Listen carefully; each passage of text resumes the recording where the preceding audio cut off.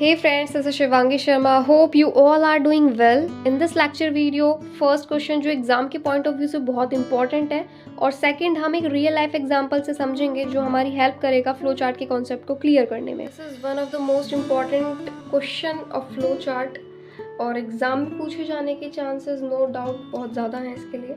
Question ये है to find the greatest number in among 3 numbers. 3 numbers में ये फाइंड करना है कि सबसे बड़ा नंबर कौन सा है.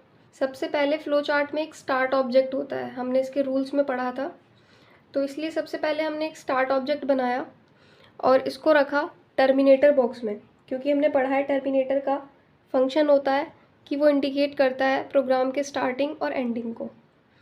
इसके बाद जब हमने स्टार्ट कर दिया तो 3 नंबर्स के लिए यूज़र से 3 इनपुट लेंगे और इनपुट ले रहे हैं इसीलिए यूज़ कर रहे हैं इनपुट आउटपुट बॉक्स का, जिसमें हमने A, B, C यहाँ पे 3 नंबर्स इनपुट ले लिए हैं.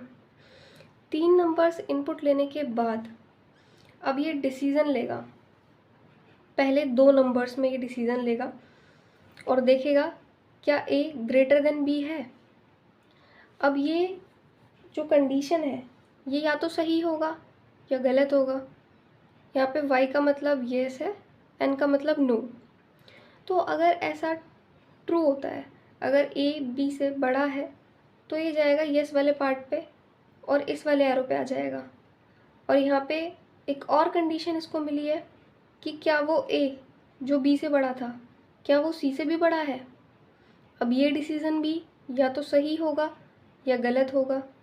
अगर ये डिसीज़न सही होता है तो ये आएगा इस वाले एरो के पास और इसमें लिखा हुआ है प्रिंट A इज़ ग्रेटेस्ट. वो A ही सबसे बड़ा नंबर होगा क्योंकि 3 नंबर्स में से एक नंबर जो B से भी बड़ा है और जो C से भी बड़ा है. इट मीन्स कि वो सबसे बड़ा नंबर हुआ. इसको हमने रखा है इनपुट आउटपुट बॉक्स में क्योंकि ये डिस्प्ले करा रहा है आउटपुट स्क्रीन पर. लेकिन ऐसा भी तो हो सकता है कि ये जो डिसीज़न है वो फॉल्स हो सकता है कि A B से बड़ा ना हो. सो इन दैट केस ये N वाले पार्ट पे आएगा और चेक करेगा एक और डिसीज़न को जहाँ पे लिखा है कि क्या B C से बड़ा है. क्योंकि अगर A B से बड़ा नहीं होता दैट मीन्स कि B A से बड़ा है और अगर B A से बड़ा है तो ये चेक करेगा क्या B C से भी बड़ा है. अगर ये डिसीज़न सही होता है दैट मीन्स कि B सबसे बड़ा नंबर है और ये प्रिंट करा देगा B is the greatest number.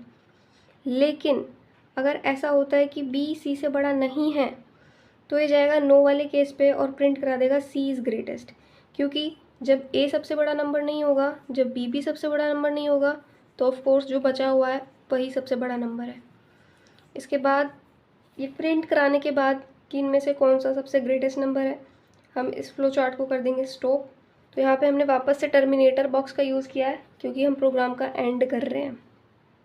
और ये यहाँ पे फ्लो लाइन्स है जो दिखा रही हैं प्रोग्राम का फ्लो कौन सी डायरेक्शन में जा रहा है. यहाँ पर हम कुछ रियल लाइफ एग्जाम्पल से समझते हैं जो इंटरेस्टिंग तो है ही, साथ में ये आपकी हेल्प करेंगी कि आप रिलेट कर पाओ उसको और आप बेटर अंडरस्टैंड कर पाओ फ्लो चार्ट और एल्गोरिदम को. तो यहाँ पे एक टास्क है सेटिस्फाई योर हंगर. आपको भूख लगी है और अपनी भूख को ख़त्म करने के लिए कुछ ना कुछ तो आप करोगी. तो यहाँ पे सबसे पहले आपने क्या किया, फ्लो चार्ट शुरू करने से पहले एक स्टार्ट ऑब्जेक्ट आता है तो हमने स्टार्टिंग में ही यहाँ पे स्टार्ट लिख दिया.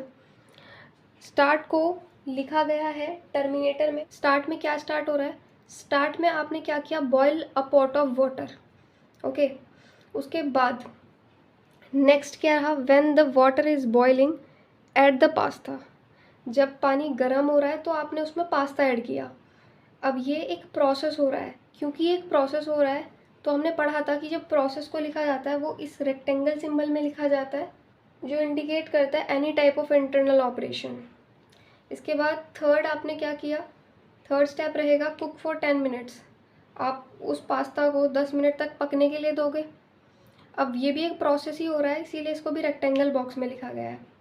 इसके बाद आप क्या करोगे, add a sauce of your choosing. अपने हिसाब से उसमें सॉस ऐड कर दोगे. ये भी एक प्रोसेस है इसीलिए इसको भी हम रेक्टेंगल बॉक्स में लिख रहे हैं. अब फिर आप यहाँ पे एक क्वेश्चन पूछोगे. अब क्वेश्चन पूछने के लिए हम यूज़ करते हैं डिसीजन बॉक्स का. इसमें लिखा हुआ है इज़ द टेस्ट गुड. क्या जो पास्ता आपने बनाया है क्या उसका टेस्ट बढ़िया है. अगर हाँ, अगर ये सही होता है, टेस्ट बढ़िया है, तो आप प्लेट में करेंगे, और अगर वो पास्ता का टेस्ट अच्छा नहीं है तो आप पिज़्ज़ा ही ऑर्डर कर लोगे, क्योंकि आप शेफ़ तो हो नहीं बना कोई बात नहीं। और लास्ट में तो आपका फिनिश का मतलब यही है कि आपको ख़त्म करना है ना वो। अब एंडिंग ऑफ प्रोग्राम को भी हम टर्मिनेटर के अंदर लिखते हैं, इसीलिए ये सिंबल यूज़ किया है। सबसे मेन जो पॉइंट है वो यही है कि बॉक्स का सही से यूज़ करना आना चाहिए, कि कौन सी प्रोसेस को किस बॉक्स में लिखना है, इनपुट आउटपुट को किस बॉक्स में लिखना है। फ्लो चार्ट को जब हमने डिटेल में पढ़ा था तो हमने हर एक सिंबल को पढ़ा था, उसमें देखा था कि किसका क्या यूज़ है। Share this channel with those who are computer science students and take care of yourself.